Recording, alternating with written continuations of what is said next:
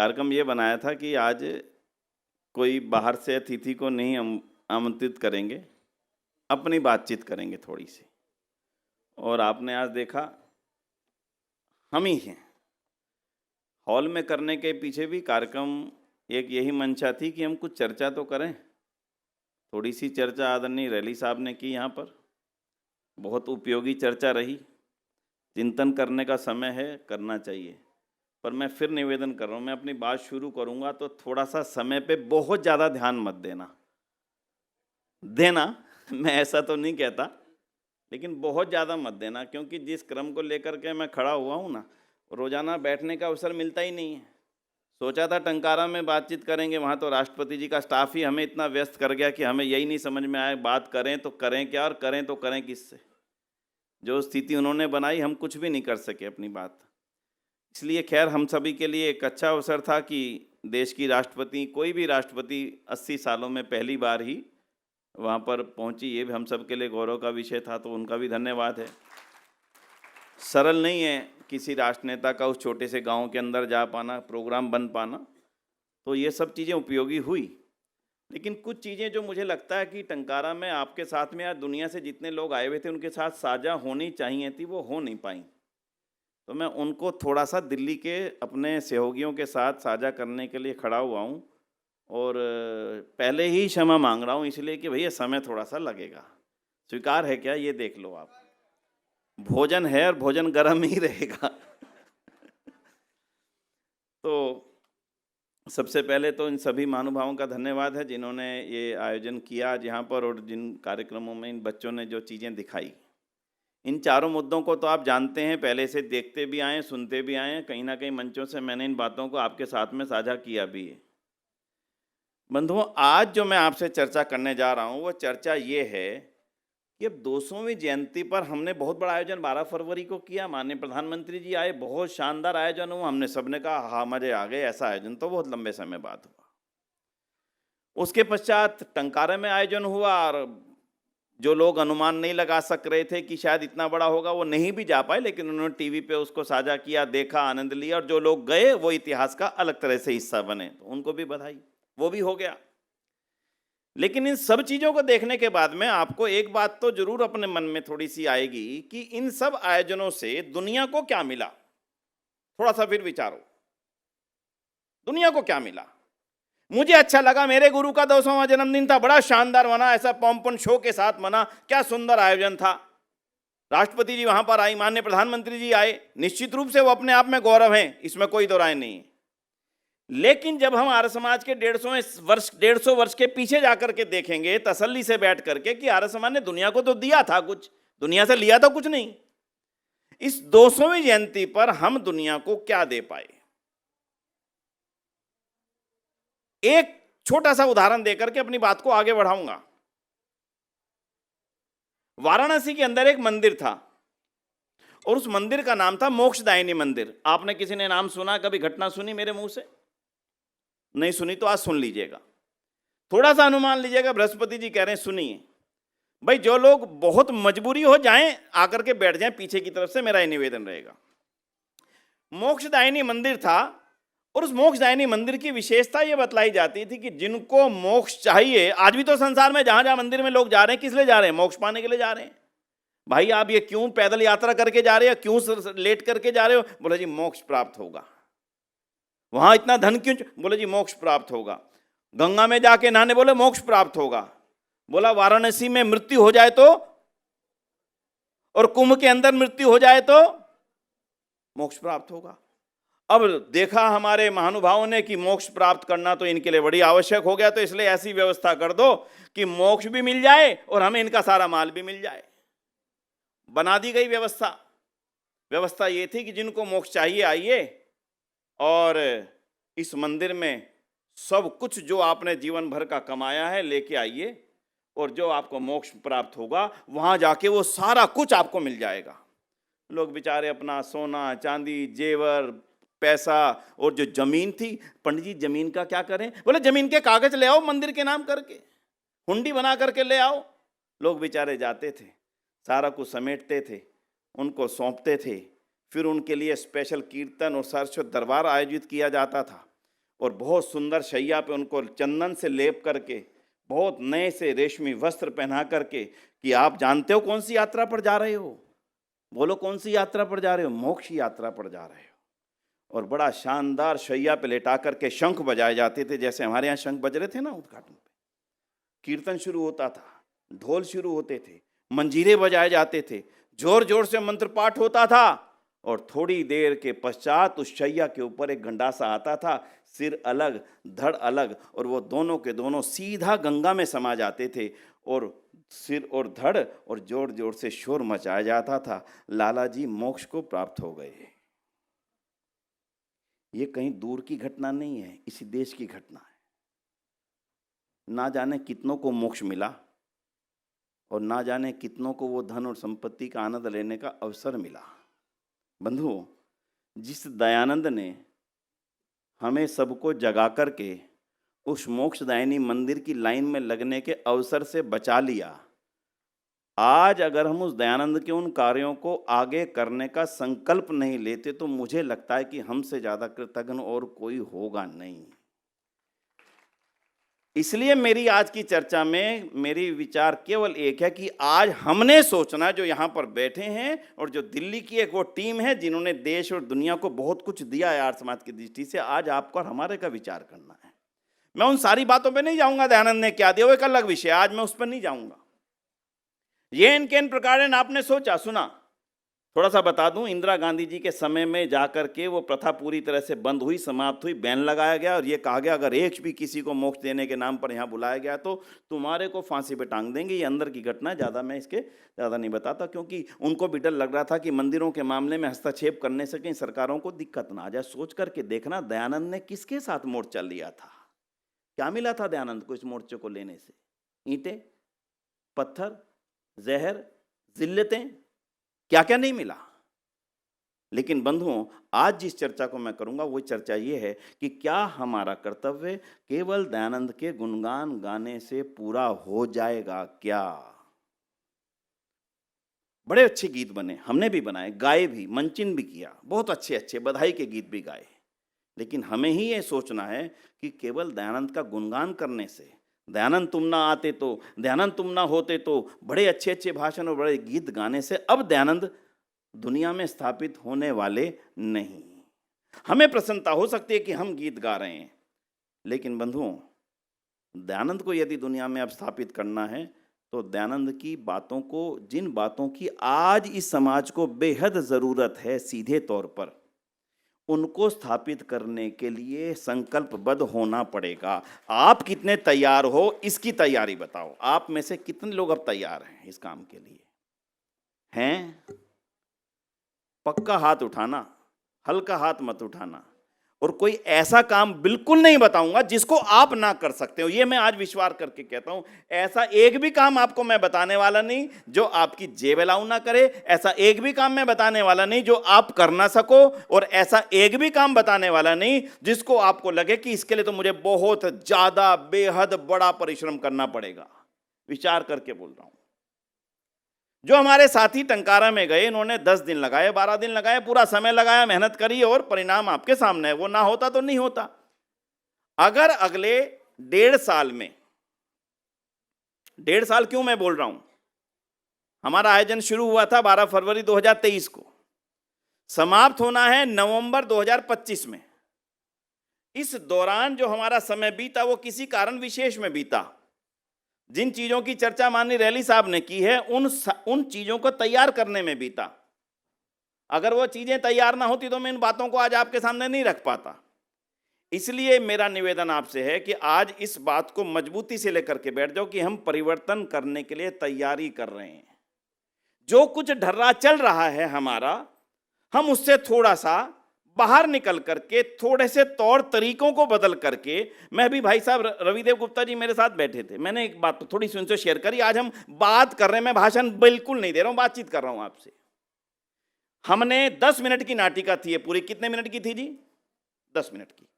इस 10 मिनट की नाटिका से जो ये मैसेज था ये पूरी तरह से कन्वे हो गया, दुनिया को नहीं हो गया? बताइए, हो गया? अगर हम इसकी जगह पे 1 घंटे का भाषण प्रवचन रखते तो क्या ये बातचीत दुनिया तक पहुंच जाती? सरलता से पहुंची, रुचि से पहुंची, किसी में रुचि नहीं थी। क्यों? म्यूजिक भी था, साउंड भी थी, वीडियो भी था और मुद्दा भी था। चारों चीजें सम्मिलित थी। केवल 10 मिनट में आपको अपने मतलब की बात पहुंच गई। हमें परिवर्तन करना पड़ेगा आर्य समाजों के साप्ताहिक सत्संगों की वर्किंग्स पर, आर्य समाजों के वार्षिक उत्सवों की वर्किंग्स पर। उसी ढर्रे से जिससे चलते चले आ रहे हैं, उसमें हमें परिवर्तन की तैयारी पूरी मजबूती से करने के लिए तैयार होना है। परिवर्तन क्या है? छोटे छोटे हैं। अभी उनकी ज्यादा चर्चा नहीं कर रहा हूं, माफ करेगा। अभी मैं उसकी चर्चा नहीं कर रहा हूं कि साप्ताहिक सत्संगों में, वार्षिक उत्सवों में क्या परिवर्तन करने हैं, लेकिन संकेत मैं बता देता हूं कि उन परिवर्तनों में यही चीजें शामिल हैं जो आज आपने थोड़ा थोड़ा देखा। बड़ी बात, बच्चों की पार्टिसिपेशन थी, जिसको आप चाहते हैं होनी चाहिए, थी। संगीत था, जिसको लोग सुनना चाहते हैं, जिनको आप बुला के लाएं। अरे विनय जी, आप भाषण सुनने की मन नहीं है भाई साहब, आर्य समाज में मैं नहीं जाता हूँ, 2-2 घंटे भाषण हो जाते हैं, मेरी सीमा तो नहीं बैठने की। आपके मित्र भी कभी जब आप लेके गए होंगे बाद में आपसे कहते होंगे भैया मेरी सीमा नहीं है 3-3 घंटे के भाषण सुनने की। अगर हम अंतर आज ना ला सकेंगे तो आर्य समाज की ये बगिया जो 150 साल तक हमारे पूर्वजों की बेहिसाब मेहनत के बाद यहाँ तक पहुँची है, आगे चलने में इसे कठिनाई होने वाली है। इसलिए अब हमें केवल 1.5 साल के जो हमारा प्रोजेक्ट है ना, हम केवल उसकी चर्चा करते हैं आज। बहुत ही सरलता से एक एक चीज बता रहा हूं। अभी रैली जी ने एक पुस्तक का नाम लिया था परिवर्तन। परिवर्तन पुस्तक लिखने के पीछे का कारण क्या था? परिवर्तन पुस्तक लिखने के पीछे कारण मेरा 1 साल पहले पैदा हुआ, जब मेरी ये चर्चा होनी शुरू हुई। मैं सरकारी ऑफिसर से मिला जब ये 12 फरवरी का कार्यक्रम आया। आर्य समाज करता क्या है, आर्य समाज है क्या? मैं बड़ा हैरान। मैंने कहा जिस आर्य समाज ने देश का काया पलट करके रख दी, एक आम आदमी उस आर्य समाज के बारे में केवल ये जानता है कि आर्य समाज भगवान को नहीं मानता, आर्य समाज राम और कृष्ण को नहीं मानता, आर्य समाज वाले मूर्ति पूजा को नहीं मानते। केवल ये 3 बातें दुनिया के सामने मालूम है आर्य समाज ने ये दिया। जिस आर्य समाज ने देश का नक्शा बदल करके रख दिया, जिस दयानंद ने देश की काया बदल करके रख दी, जिस दयानंद ने हमें आज पकड़ा दिया कि ये तुम्हारा आज है, पिछला तुम्हारा ये था, इस काल में ये हुआ था, अब बदल करके यहां पर पहुंचना है, वो दयानंद, वो जो देन देने वाले थे, वो आम आदमी अगर वो हम उस तक वो बात नहीं पहुंचा पाए तो गलती किसी की और की नहीं। बोलो किसकी है? हमारी है। और हमारी क्यों है वो सुनना, क्योंकि आपको भी नहीं मालूम कि दयानंद ने वास्तव में दुनिया को दिया क्या है। और मैंने उस चीज को महसूस किया कि हमारे आर्य समाज के अधिकारी वर्ग के लिए एक पुस्तक आज सबसे ज्यादा जरूरी है। जब वो मंच संचालन करते हैं, जब वो छोटी छोटी जगहों पर भाषण देते हैं, तब उनको बताने के लिए, बोलने के लिए एक ऐसा मैटर होना चाहिए जिसमें वो बिल्कुल मजबूती से कह सकें और जिनके पीछे ऑथेंटिसिटी रहे। अभी चड्ढा जी ने एक बात आपको बोली कि आर्य समाज ऋषि दयानंद पहले व्यक्तित्व थे जिन्होंने महिलाओं को वोट का अधिकार दिया था। क्या ये छोटी चीज है? आपको मालूम नहीं होगा इस बात का, मालूम है या नहीं? नहीं मालूम, मैं बता देता हूं। दुनिया में किसी भी देश में महिलाओं को वोट देने का अधिकार नहीं था। 1893 में सबसे पहले न्यूजीलैंड देश ने महिलाओं को वोट देने का अधिकार दिया। और ऋषि दयानंद ने आर्य समाज की स्थापना कब की? 1875 में। और जब उन्होंने अपना संविधान लिखा, उसमें महिला और पुरुष को, दोनों को वो लोग समान अधिकार दिए थे कि नहीं दिए थे? दोनों को समान अधिकार दिए कि तुम्हें भी वोट देने का अधिकार है। ये छोटी बात ना मान लेना इसको। ऋषि दयानंद से पहले क्या क्या नहीं था और ऋषि दयानंद के आने से ही वो चीज आरंभ हुई। यदि आप इस पे जाएंगे तो मैं केवल एक घटना बता करके इस चीज से आगे निकलूंगा। पुस्तक बताने का मकसद मेरा यह है कि अब 1.5 साल में हमने परिवर्तित जीवन जीना है। जो हो रहा था उसको छोड़ दीजिए थोड़ी देर के लिए, नए ढंग से जीना है। हमारे सभा के उप प्रधान जी बैठे हैं, ओम प्रकाश आर्य जी। मैं एक उदाहरण देकर के बोल रहा हूं, आप व्यक्ति के नाम की दृष्टि से मत जाइएगा। जब आप खड़े होंगे किसी भी आर्य समाज में जाकर के, जब आप चीजों को बोलेंगे, तब आपके पास से वो चीज जानी चाहिए जो आर्य समाज ने की और आपके माध्यम से दुनिया तक पहुंची। क्योंकि हर जगह पर वक्ता नहीं जाएंगे, हर जगह पर मैं नहीं पहुंचूंगा, हर जगह पर भजनोपदेशक नहीं पहुंचेगा, हर जगह पर हम और आप तो पहुंचेंगे। यदि वो इस पुस्तक को पढ़ते हैं, इस पुस्तक को पढ़ने के पश्चात अपने आप, पहले तो आपको ऐसी गर्वोक्ति होने वाली है इस पुस्तक को पढ़ने के पश्चात कि अपने आप आपको लगेगा कि वास्तव में दयानंद इस परिवर्तन क्रांति के सूत्रधार थे। मैंने इस पुस्तक में यह सिद्ध करने का प्रयास किया है कि महर्षि दयानंद ही भारत की परिवर्तन क्रांति के मूल सूत्रधार थे। उनकी सोच और चिंतन के बिना इस देश के अंदर कोई परिवर्तन आना आरंभ ही नहीं हुआ था। और ऐसे नहीं लिखा बंधुओं, उसके पीछे के तथ्यों को दिया है, उसके पीछे के एक एक कारण को लिख करके दिया है। एक उदाहरण ले लेते हैं छोटा सा, धन के गति के परिवर्तन की क्रांति। क्या बोला जी? धन की गति के परिवर्तन की क्रांति। अब ये कहेंगे ये क्या हुआ? अब सुनिए क्या है ये। ऋषि दयानंद के आने से पहले हिंदू समाज का जो धन व्यय होता था वो या तो मंदिरों के बड़े बड़े चौबारे बनाने में, बड़ी धर्मशालाएं बनाने में, या बड़ी बड़ी सोने की चांदी की बड़ी बड़ी मूर्तियों को बनाने में ही खर्च होता था। इसके अलावा उसका खर्च कहीं होता नहीं था। दयानंद के आने के बाद क्या हुआ? हिंदू समाज का धन कन्याओं के लिए गुरुकुल बनाने में खर्च होना आरंभ हुआ, डीएवी कॉलेज बनाने पे आरंभ हुआ, गुरुकुल कांगड़ी बनाने पे आरंभ हुआ, कन्या गुरुकुल बनाने पे आरंभ हुआ, गौशाला बनाने पे आरंभ हुआ और अनाथालय खोलने में आरंभ हुआ।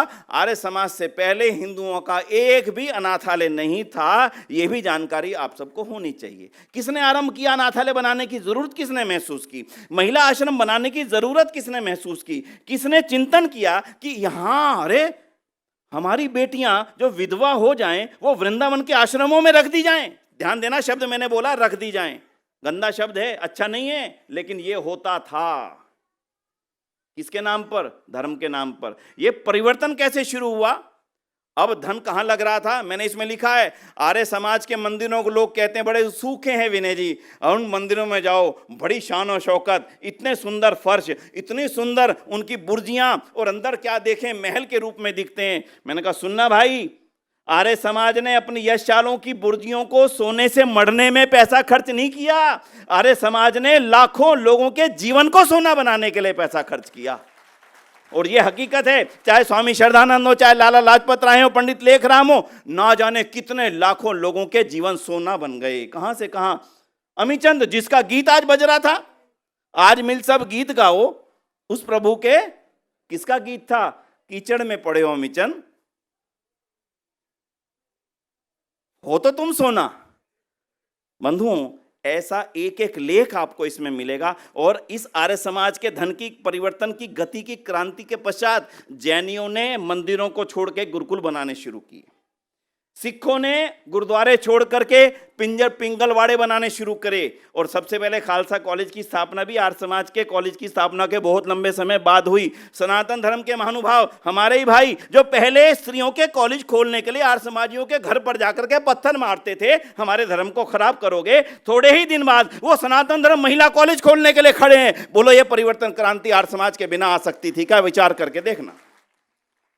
पिछले 150 सालों में आर्य समाज ने इस देश और दुनिया को दिया क्या है, उसका एक बहुत छोटा सा संक्षिप्त सा इतिहास है ये, इसके अलावा कुछ भी नहीं। लेकिन आनंद आएगा आपको पढ़ करके। इसलिए पहला अनुरोध मेरा ये रहेगा आपसे, आप इस पुस्तक को ले लें और एक टारगेट समय कितना? 15 दिन बस। अब परिवर्तन शुरू है। हमने दिल्ली को एक नया दिल्ली देनी है, दिल्ली को एक नया आर्य समाज देना है, और एक ऐसा आर्य समाज देना जिसकी इस समय देश को जरूरत है। एक ऐसे आर्य समाज के निर्माण में आज मेरा भागीदारी जीवन बचेगा, जो इतना बचा है वो ऐसे निर्माण में बचेगा जैसा जो समाज, जो देश को परिवर्तन, आज इस परिवर्तन की जरूरत है, वो देश को रास्ता दिखाने वाला आर्य समाज वो बनेगा। उसकी शुरुआत आपसे होनी है। इसलिए एक निवेदन तो मैं अपना पहले कर दूं, इस पुस्तक को आप यहां से ले लें, समाप्त हो जाए, सभा से मंगवा लें, पहले खुद पढ़ें। अधिकारी वर्ग से मेरा पहला अनुरोध है, क्योंकि अब ये सतत कहानियां चलेंगी, निरंतर चर्चाएं चलेंगी, गोष्ठियां चलेंगी। मैं आपके पास आऊंगा, आपको अपने निकट बैठाएंगे, बार बार चर्चाएं करेंगे, इन बातों को आगे बढ़ाएंगे। ये पुस्तक अपने आप में आपका बहुत बड़ा मार्गदर्शन का काम करेगी, ऐसा मेरा अनुमान है। इसलिए मेरे आपसे अनुरोध कर दिया। दूसरा वर्ग है हमारी बहनें जिनका सम्मान किया, विद्यालय की टीचर्स। मीना डाल जी बैठी और बेनी सारी बहनें बैठी, सरोज जी बैठे, सारे बैठे हैं। दूसरा वर्ग मैं उनसे निवेदन करूंगा, आप इस पुस्तक को पढ़ करके जब आपके अपने अंदर ही एक विचार पैदा होंगे कि यह परिवर्तन दयानंद ने किया, ऐसा परिवर्तन दयानंद ने किया। नमस्ते शब्द अभी रैली जी सब जगह बुलवाते हैं, नमस्ते जी, कौन जानता है कि इस नमस्ते का देनदाता ही आर्य समाज है। ऋषिदान के बिना नमस्ते की कहीं से कहीं तक गूंज भी सुनाई ना देती दुनिया को। और आज ये नमस्ते दुनिया भर में भारत की पहचान बन चुका है। किसके कारण? केवल और केवल दयानंद के कारण से। आर्य समाज जब स्वदेशी की क्रांति चला रहा था, आर्य समाज जब स्वदेशी के कामों को आगे बढ़ा रहा था, उसने देखा स्वदेशी भाषा हमारी आ गई। पहले इन्होंने अरबी ला दी, फिर इन्होंने अंग्रेजी ला दी। चाहिए तो हमारी अपनी भाषा थी, संस्कृत लाए, हिंदी लाए। हाँ, ये अब बढ़िया काम हो गया। किसने फैलाया हिंदी को? केवल आर्य समाज ने फैलाया।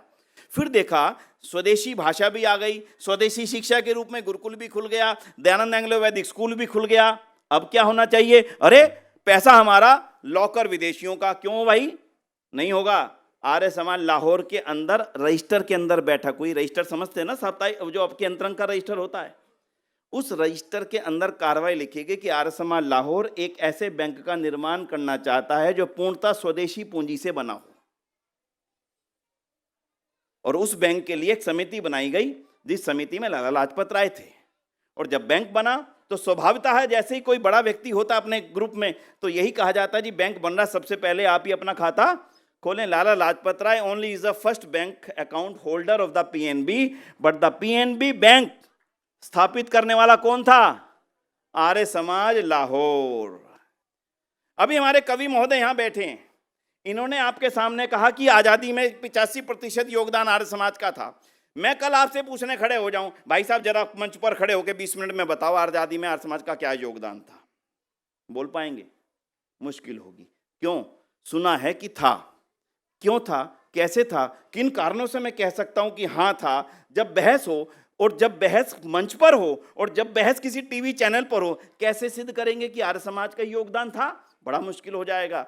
ऐसी स्थिति में जब आपको वो मैटर चाहिए, किन कारणों से आप ये कहते हैं कि ऋषि दयानंद ना होते तो देश की आज़ादी की क्रांति की सूत्रपात भी नहीं हो पाता, वो भी आप इस पुस्तक से जान सकेंगे।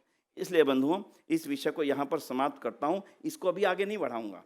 जितनी बात कहनी थी मैंने आपको कही। ये पुस्तक केवल अपने सहयोगी महानुभावों के लिए लिखी है। आर्य समाज का एक एक कार्यकर्ता इसको पढ़ ले, इसकी जिम्मेदारी आप देखें। अपने साप्ताहिक सत्संगों में एक एक विषय पर, एक एक साप्ताहिक सत्संग में जो पढ़े उनको कहें कि आपने आज इस विषय पर बोलना है। भाई साहब, क्लियर है जी?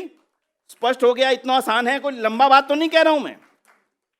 जैसे आर्य समाज हडसन लाइन है, अगले रविवार को साप्ताहिक सत्संग में इनमें से किसी भी महर्षिदान की एक देन को लेकर के एक 15 मिनट का, 10 मिनट का, 12 मिनट का, जैसा कि विषय हो उसके अनुसार बोला जाए। आस्ता आहिस्ता आहिस्ता आहिस्ता बात फैलेगी। आप में से किसी को यह भी जानकारी मुश्किल होगी कि दूसरा स्वदेशी बैंक कौन सा था। बैंक महाराजा बड़ौदा आए लाहौर में, आर्य समाज लाहौर के उत्सव पर, देखा इन्होंने तो बैंक खड़ा कर दिया। उनको लगा मेरे पास तो करोड़ों रुपया है मेरा, और रहता है अंग्रेजों के बैंक में, तो क्यों ना मैं भी अपने यहां पर बैंक की स्थापना करूं। तो दूसरा स्वदेशी बैंक कौन सा खुला? बैंक ऑफ, और तीसरे बैंक की भी नाम दे देता हूं, ज्यादा जानकारी नहीं होगी। तीसरा बैंक था देना बैंक। कौन सा था जी? देना बैंक। हालांकि वो क्रम में तीसरा नहीं है, लेकिन आगे चल करके ये भी एक आर्य समाजी ने खोला था। आपको जानकारी होगी, जूही चावला का नाम सुना है? उनके ससुर का नाम सुना है? मेहता, क्या नाम उनका पूरा? नानजी भाई कालिदास मेहता, जिन्होंने टंकारा का जितना भी वो महल है ना, जितने में आपका कार्यक्रम चलता है टंकारा वाला, वो सारी जमीन उन्हीं नानजी लाल कालिदास मेहता ने खरीद करके टंकारा ट्रस्ट को दान दी थी कि यहां पर ऋषिदान कब खड़ा हो। इतिहास नहीं सुना रहा हूं, केवल इच्छा जागृत कर रहा हूं। क्यों? क्योंकि आर्य समाज के 150वां वर्ष 9 अप्रैल को शुरू होने वाला है, और अब हम लोगों के बीच में जाने की तैयारी कर रहे हैं। दिल्ली के 20 लाख परिवारों में पहुंचने का लक्ष्य है। कितने जी? 20 लाख परिवार। यानी एक व्यक्ति को पहुंचाते हैं बात, तो वो 20 लाख परिवारों तक पहुंच जाती है, यानी कि 20 लाख व्यक्तियों तक पहुंचने का लक्ष्य है। अब ये लक्ष्य कैसे पूरा होगा, और फिर जब हम जाएंगे तो उसको देंगे क्या, बस वो बताता हूं। रैली जी ने एक आपको पुस्तक दी थी, इसका नाम है चुनौतियों का चिंतन। ये 70 पेज बता रहे थे, मेरे ख्याल से कम है। कम है जी, 50 है। मैं कहूँ, आपने 70 कह दी, वो कम है। 50 पेज की पुस्तक है। इसका नाम है चुनौतियों का चिंतन। इस चुनौतियों के चिंतन को तैयार करने में पिछला 1 वर्ष व्यतीत हुआ है, और इसमें 8 लेख हैं। एक लेख है गले लगाइए, जिसके बारे में अभी आपने सुना। इसकी जरूरत क्या है, आज के परिप्रेक्ष्य में इसका वजन कितना है। आज के बाद में केवल यह कहना मंचों में छोड़ दीजिए, ऋषिदान ने बहुत कुछ किया, आर्यसमाज ने बहुत कुछ किया, पर इतिहास से भविष्य नहीं बनता। भविष्य के लिए भविष्य की चुनौतियों का चिंतन करना पड़ता है, और जो संस्था, जो संगठन भविष्य में आने वाली चुनौतियों का आज चिंतन कर लेती है। पंडित चमुपति ने कहा था, यह वाक्य उन्हीं का है जो मैं दोहरा रहा हूं, कहते आर्य समाज की एक ही समस्या है, यह आने वाली समस्या को पहले से अनुमान लगा लेता है। बस एक ही समस्या आर्य समाज की, इसके अलावा कोई समस्या नहीं।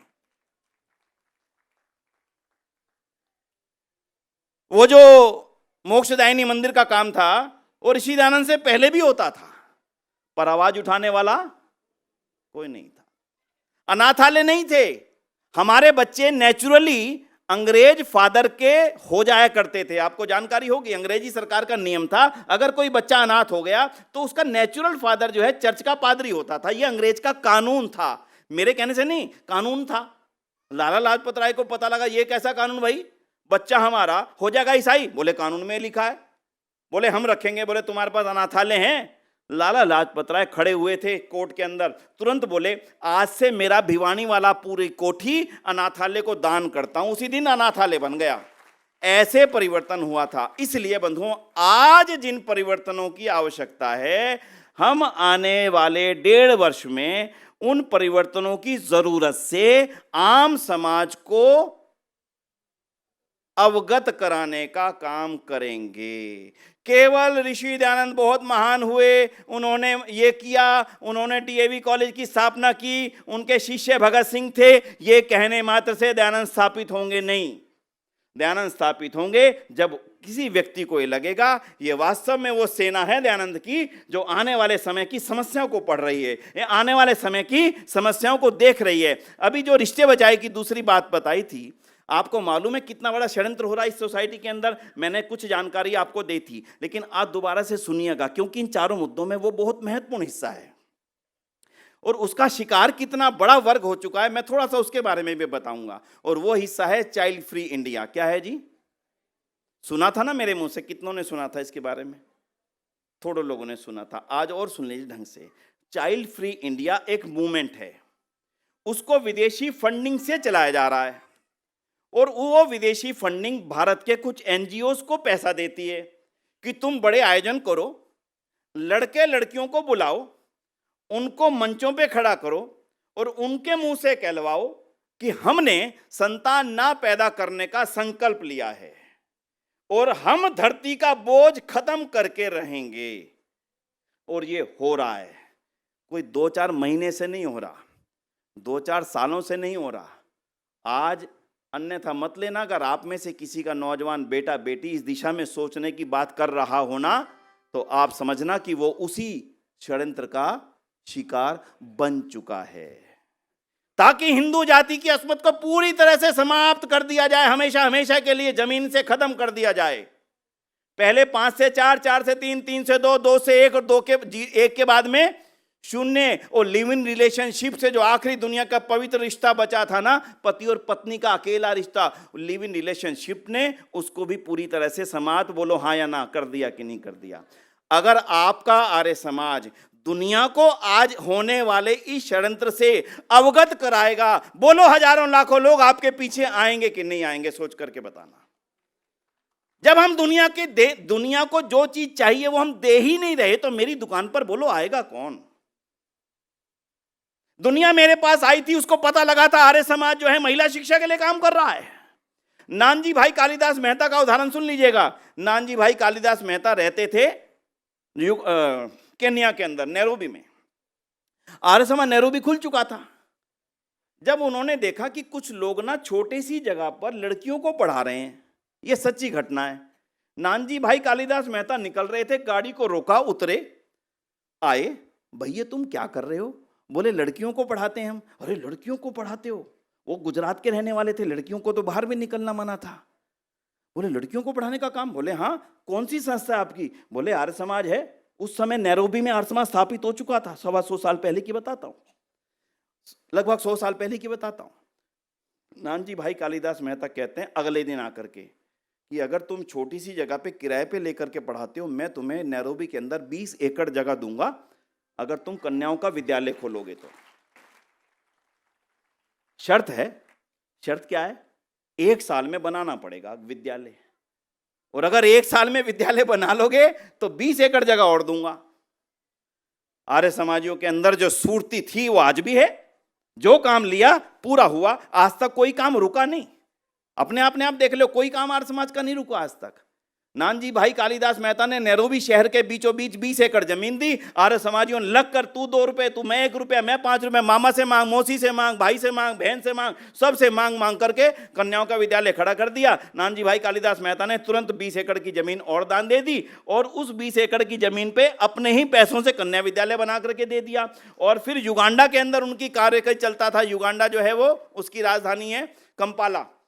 उसके अंदर भी उन्होंने कहा कि अगर तुमने ऐसे काम 2 कर दिए हैं तो मैं युगांडा में भी 20 एकड़ जमीन दूंगा, और युगांडा के अंदर भी 20 एकड़ जमीन दी, और वहां भी एक बहुत शानदार विद्यालय बनाकर के खड़ा कर दिया अपनी धर्मपत्नी के नाम पे। आज विद्यालय की फोटो देख लेना जाकर के, लगेगा केवल आर्य समाज ने एक छोटा सा यज्ञ कुंड आरंभ किया था, अग्नि जला करके आहुति देने के लिए। कौन कौन लोग आगे, देखो सोचो, 60 एकड़ जमीन एक व्यक्ति ने विदेश में दी थी 100 साल पहले।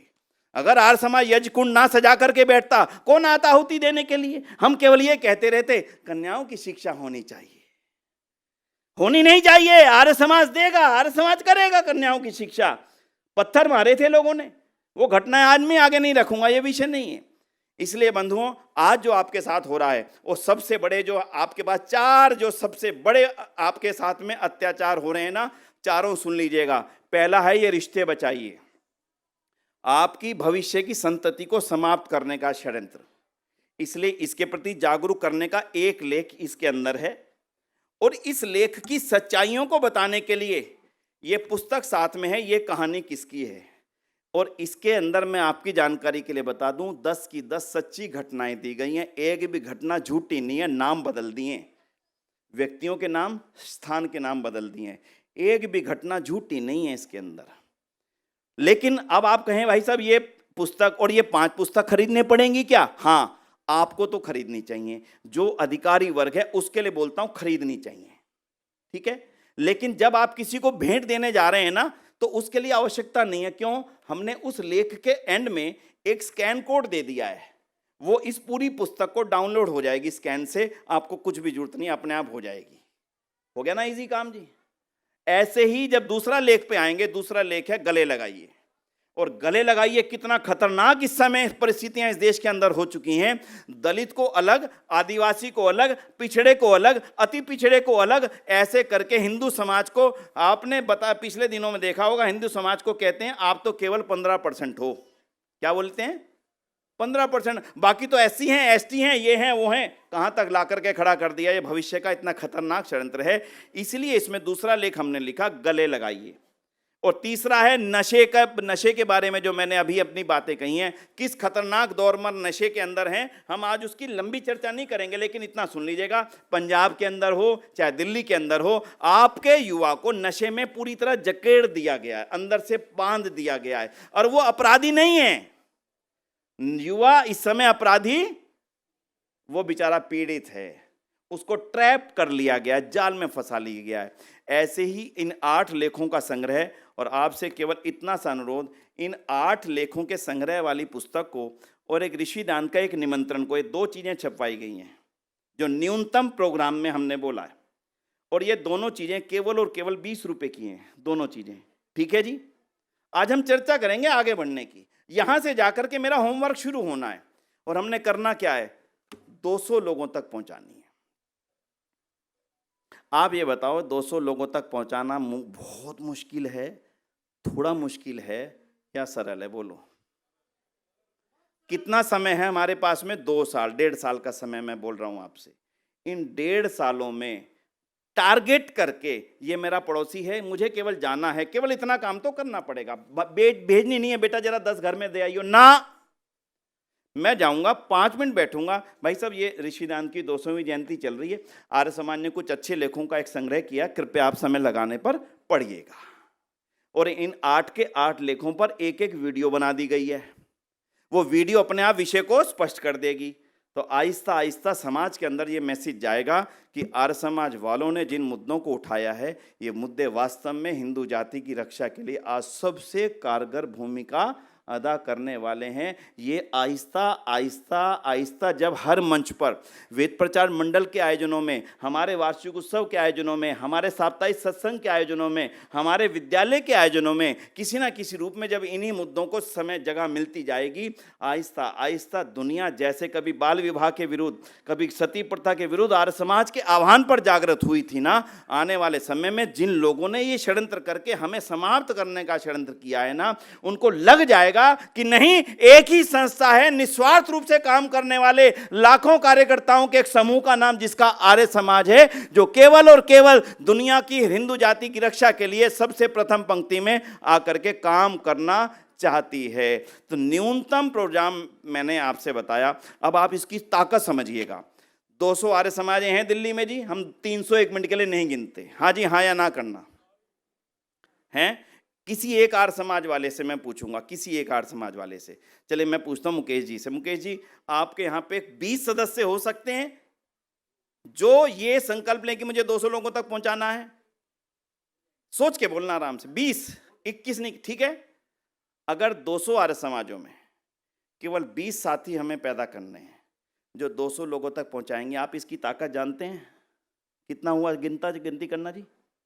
200 गुना 20 और गुना 200 कितना हुआ? 8 लाख लोगों तक आपने अपनी बात कह दी। छोटी संख्या ना मानना। अगर 8 लाख लोगों तक अगर हम एक साल में व्यक्तिगत रूप से 5 मिनट का समय देकर के मिलकर के अगर इसको पहुंचाने में आप कामयाब हो गए, आप समझना आर्य समाज का वास्तविक मैसेज दुनिया तक पहुंचेगा कि आर्य समाज किसके बारे में क्या सोचता है। इसके सारे लेखों की चर्चा मैं नहीं करता हूं, शब्दों की जरूर कर लेता हूं। एक लेख है रिश्ते बचाइए, एक लेख है गले लगाइए, एक लेख है प्राकृतिक कृषि के बिना आपके देश की कृषि कैसे खोखली होती चली जा रही है, आपकी जमीन कैसे निकलती चली जा रही है नीचे से, और एक लेख है नशा किस तरह से हमारी सोसाइटी को समाप्त करने का एक काम कर चुका है। तो ये जो 4 लेख हैं, ये लेख हो गए 4। इसके अलावा एक लेख है बच्चे ही आपकी वास्तविक संपत्ति हैं, ये लेख है एक मेरा। उसमें शुरुआत कैसे है वो सुनना। आपको मालूम है आपके शेयर बढ़ रहे हैं घट रहे हैं? बोलना जी हाँ या ना। सब खुश होंगे, बड़े मजे आ गए जी पिछले 1 साल में, तो हाँ या ना ठीक तो बता दो। बढ़ रहे हैं। मेरे को पता है रियल टाइम मेरा शेयर आज बढ़ गया घट गया, मेरा सिप बढ़ गया घट गया, सब मुझे मालूम है। मेरा बच्चा शाम को कहां जाकर के खड़ा है मुझे मालूम। ये वास्तविकता आज के समाज की। जो मेरी वास्तविक संपत्ति है वो कहां है मुझे मालूम नहीं, और जो मेरी संपत्ति मेरे काम ही नहीं आनी उसके मैं रियल टाइम मॉनिटरिंग करता जा रहा हूं। यही कारण हिंदू जाति के समाप्त होने का। जिन्होंने ये पहनी वो तो रोजाना शाम को मस्जिद में नजर आते हैं। हमारा बच्चा हमारे साप्ताहिक सत्संग में हमारे कहने के बाद भी नहीं आता। कहीं ना कहीं चूक और भूल केवल और केवल हमारी है, किसी और की दोष हम नहीं दे सकते। इसलिए एक लेख लिखा है, बहुत बेहतर लेख, आपको अच्छा लगेगा पढ़ करके। पर बच्चे ही हमारी वास्तविक संपत्ति हैं। छठा जो लेख है वो है पॉजिटिव लेख, वो है पंच महायज्ञ को लिखा 5 कर्तव्य। हर व्यक्ति को ये 5 कर्तव्य कर लेने चाहिए। समझना कि उसका धर्म हो गया पूरा, यानी कि उसका धर्म ही 5 कर्तव्य हैं। बड़ी सरलता से उसको लिखा है।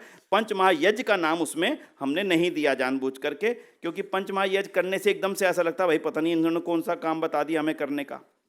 और इसके पश्चात बंधु आखिरी जो विषय है इसके अंदर, वो छठा विषय है आस्था और अंधविश्वास। अंधविश्वास का इस समय कितना जबरदस्त एक बहुत बड़ी मार्केट बन चुकी है, उसके ऊपर एक लेख है और उसके ऊपर एक पुस्तक भी है।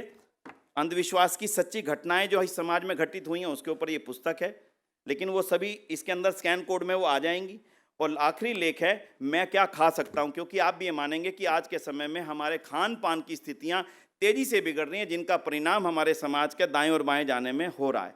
तो आज की बंधुओं चर्चा को मैं यहीं सीमित करूंगा।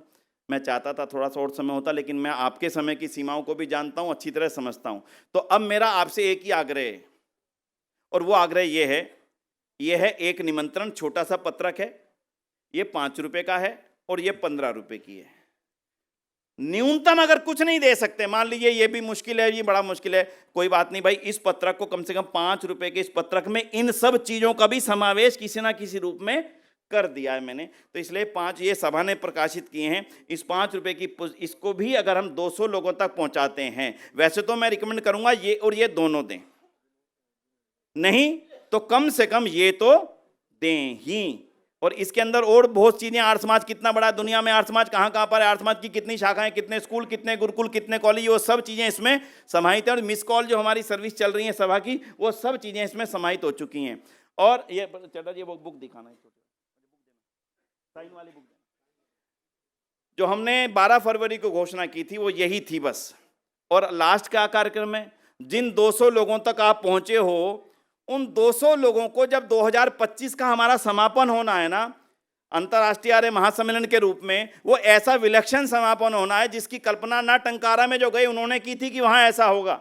और जो दिल्ली में 200वीं जयंती का समापन समारोह होना है, वो अपने आप में एक अद्भुत और विशालतम होना है। लेकिन वो विशालता केवल तब होना है जब मैं 200 लोगों तक पहुंचूंगा एक साल में, और उस आयोजन में केवल उनको निमंत्रण दूंगा, भाई साहब अब अगर आप आर्य समाज को वास्तव में जानना चाहते हो ना, तो इस सम्मेलन में एक दिन के लिए आ जाना, और केवल उसको देखने के बाद ही आपको लग जाएगा कि आर्य समाज है क्या। बंधुओं, कभी अपने मन के अंदर हल्का सा भी कमजोरी का भाव मत लाना। आर्य समाज कमजोर पड़ गया, पड़ ही नहीं सकता। आर्य समाज तो मजबूत था क्योंकि ईश्वरीय वाणी को पहुंचाने का काम था, हमारी अपनी बात को तो पहुंचाने का था ही नहीं। ईश्वरीय वाणी कभी कमजोर पड़ेगी नहीं, लिहाजा आर्य समाज कभी कमजोर रहेगा नहीं। इन्हीं शब्दों के साथ में ये हमने तैयार किए हैं पुस्तक। जिन 200 लोगों के पास आप जाएं, उनके 2 शब्द इसमें लिखवाने, आर्य समाज मंदिर इस वाली को खरीदें। MP, MLA, क्षेत्र के डॉक्टर, स्कूल का चेयरमैन, कोई अच्छे वकील, अच्छे डॉक्टर, जो प्रतिष्ठित लोग हैं ना, आप उनको पहुंचाइए जल्दी से। इसको इंग्लिश में भी हमारी ये चीजें तैयार हो रही हैं। एक पेज पर एक लिखवाइए और पीछे उसका नाम लिखवा दीजिए। हर आर्य समाज ने तुरंत इसको लेना है। आर्य समाजों के लिए भी 200 लोग, वो प्रतिष्ठित 200 लोग हैं, और हर व्यक्ति ने अपने मौसी, मामा, चाचा, फूफा, बुआ, पड़ोसी, पार्क में रहने वाले, व्यापार के स्थल पर रहने वाले, ऐसे 200 लोगों की सूची बना करके उन तक पहुंचानी है। और व्यक्तियों के लिए ये छोटे वाली हैं, ये लेना चाहें ये ले लें। एक और छोटी इससे भी है, एक इससे छोटी भी है, 250 रुपये की है, 300 रुपये की हैं। पूरे 2 साल तक ये आपके हाथ में रहे, 200 लोगों तक मुझे पहुंचना है, यही अब हमारा लक्ष्य है। क्योंकि केवल मैं और आप बैठे रहें, मैं सुनाता रहूं, आप सुनते रहें, इससे कम से कम आर्य समाज बढ़ने वाला नहीं। हमें ऐसे हजारों लाखों लोगों को पहुंचना। और 200वीं जयंती का जब समापन होगा, तब उन लोगों का, जिनको आप 8 लाख लोगों तक पहुंचेंगे। हमारे आर्य विद्यालय के अधिकारी बैठे हैं, इनका लक्ष्य अलग है। हमारे विद्यालयों के टीचर, उनका लक्ष्य अलग से बैठेंगे। हमने 20 लाख लोगों का लक्ष्य बनाया है। मैं विश्वास करके कहता हूं, आज के बाद केवल अब ये सोचना, और मत सोचना वो कुछ करता नहीं, वो प्रधान करते नहीं, मंत्री जी कुछ करते नहीं, मत सोचना। केवल ये सोचना मैं 200 लोगों तक पहुंचा हूं कि नहीं पहुंचा। बस अब एक लक्ष्य को लेकर के आज मन में जाइएगा। यही बोध उत्सव मैं समझता हूं मनाना सार्थक होगा। नहीं, ये छोटी छोटी चीजें भी हैं, गिफ्ट में भी दे सकते हैं। अब जिन 200 लोगों की आर्य समाज के लिए मैंने बात करी है, 2 मिनट का ही समय लूंगा भाई। उनको कैसे बुलाएं? या तो उनके पास जाएं, एक्स MP, इस समय का MP, और जो 2-3 इस समय खड़े हुए ना, एक इस पार्टी से, एक इस पार्टी से, एक इस पार्टी से, उनके पास जाएं, अपने साहित्य भी दें, उनको लिखवाएं भी। या तो उनके पास जाएं, या साप्ताहिक सत्संग में, हर सत्संग में नए व्यक्ति को बुलाएं। एक्स ज्वेलर्स को बुलाया, आज किसी एडवोकेट को बुलाया, सत्संग में बैठाया, हवन में उनका स्वागत किया, पुष्पों से आशीर्वाद दिया। और ये 2 पुस्तकें पूरे 1.5 साल तक अगर हमारी दिल्ली की सारी आर्य समाजों में प्रक्रिया चलने लगी, मैं विश्वास से कह रहा हूँ, आने वाले समय में आपके आर्य समाजों में उपस्थितियाँ इतनी होने लगेंगी। और जिन 200 लोगों के पास मिलने जाएंगे ना, उनमें अधिकतर लोग ये कहेंगे, मेरे मामा जी भी आर्य समाजी थे, मेरे फूफा जी भी आर्य समाजी थे, मेरे दादाजी भी आर्य समाजी थे। अनेक लोग आपको उनमें मिलने वाले हैं। तो बोलो, तैयार हो 200 लोगों तक जाने के लिए? हाथ आधे खड़े हो रहे हैं, ये बात नहीं बनेगी भाई। टंकारा में बड़ी मेहनत करी हमने, अब दिल्ली में मेहनत करेंगे। सब हाथ खड़े करके एक बार कहना भाई, जो बोले सो अब है। जिन्होंने हाथ नहीं खड़े करे ना, पता क्यों नहीं खड़े करे? उन्होंने 200 से ज्यादा के संकल्प लिए ना, इसलिए 200 पे नहीं खड़े करे। इन्हीं शब्दों के साथ ये पुस्तकें यहाँ पर हैं, नहीं तो सभा में मिल जाएंगी। और ये कॉमिक्स की योजना है बंधुओं।